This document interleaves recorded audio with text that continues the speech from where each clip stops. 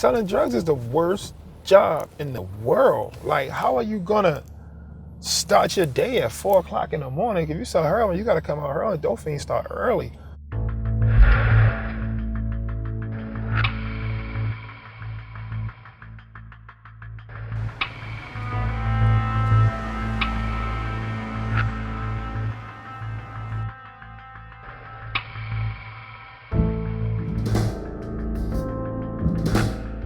I'm going to take you into some of the neighborhoods where I come from. Selling drugs is the only industry in this town that's always hiring.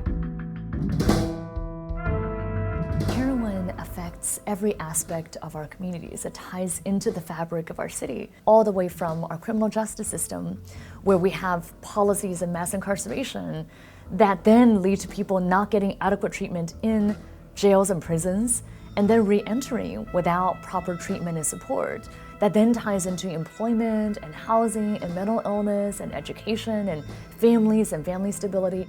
And it's very, very important to the economy of this city. A lot of these things are paid for with that drug money on both sides of it. If you just talk about the jobs, like, you know, most people who are able to not be in the street, they police officers, they COs, their jobs are affiliated with the system. The consensus of the electorate back in the 1980s and 90s was that this problem of heroin and drug abuse was primarily an inner city, people of color problem. And because the electorate generally could say it's a problem of those people, it was easy then to say, let's have approaches that deal with those people, put them away, incarcerate them. Because there's been so much national attention being paid to the heroin epidemic, the city is just now beginning to see the attention that they've been craving for years.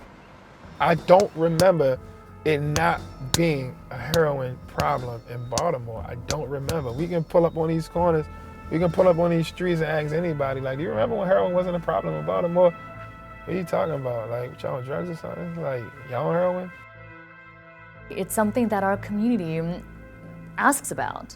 Why is it that for decades, when our residents have been dying, it has not been called a public health emergency? And in fact, it's been said that if you're wealthy and you're insured, then an addiction becomes a medical issue because you can afford to check yourself into a medical clinic. Versus if you're poor and uninsured, somehow addiction is a moral failing. And that way, if you end up in jail or you end up dead, then somehow it was your own choice. You brought it on yourself. And that irony is not lost among our residents in Baltimore at all, that they see a difference in the understanding of addiction now that it's affecting white and suburban and rural communities around America. It's no longer viewed as a people of color problem. The political reality is that now that it's spread beyond the inner city, there's more of a constituency for intervening through public health measures. There's still a role for law enforcement, and I think everybody understands that. But as the primary approach, the community began to understand this is not the best way of doing it. Anyone who would say that going after a dealer, a street dealer, it will solve a problem is the dumbest person in the world. It just sounds stupid. Killing the little people at the bottom of the food, at the bottom of the food chain, pawns, you're not solving the problem. The little dealers that you attack and lock up and put in jail, they don't know how to grow heroin. They're not processing bricks of heroin and cocaine. And the only thing that can erase the drug problem that exists in Baltimore is opportunity. Because again, it's very, very hard to be broke in a country where money is just dangled in front of you all of the time. And you're being told that something's wrong with you if you don't have it.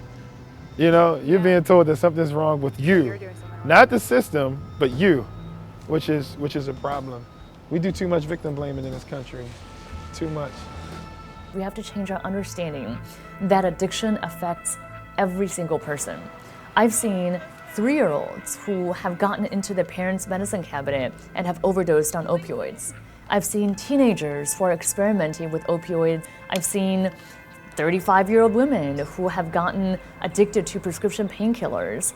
I've seen 80-year-olds who have addictions, and so there is no face of addiction. And it's important for us to acknowledge that and remove the stigma and instead encourage people into treatment, because treatment exists and recovery is possible.